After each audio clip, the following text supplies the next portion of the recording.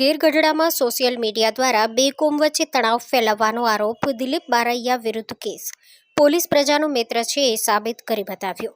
મુસ્લિમ સમાજની લાગણી દુભાવનાર વાવાઝોડાની હવા કાઢતા ગેરગઢડાના પોલીસ ગેરગઢડાના વેળાકોટના સાયકો યુવાન ફેમસ થવાની ઘેલછામાં મુસ્લિમ સમાજ વિરુદ્ધ એલફેલ બોલવાનું ભારે પડ્યું। ગેરગઢડા પોલીસ દ્વારા ગણતરીની મિનિટોમાં યુવકની ધરપકડ કરી। ગેરગઢડા મુસ્લિમ સમાજ દ્વારા એક જ માંગ મુસ્લિમ સમાજની માફી માંગી અને તેમની જ આઈડી ઉપર વિડીયો મૂકવાની કરી માંગ। ગેરગઢડા સમસ્ત મુસ્લિમ સમાજ રોષે ભરાયો અને તાત્કાલિક પોલીસ ફરિયાદ નોંધાવી।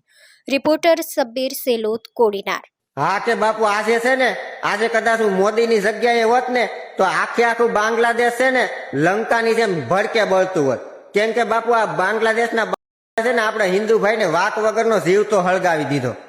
એટલે જેટલા પણ ભારતમાં બાંગ્લાદેશી છે ને એ બધા કાન ખોલીને સાંભળી લો કે અત્યારે તમારા બોરિયા બિસ્તરા બાંધી અને બાંગ્લાદેશમાં વેતી સૂચના થઈ જાવ।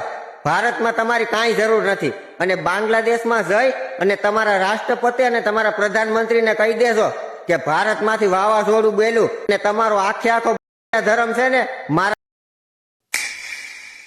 વાવાઝોડું બોલે।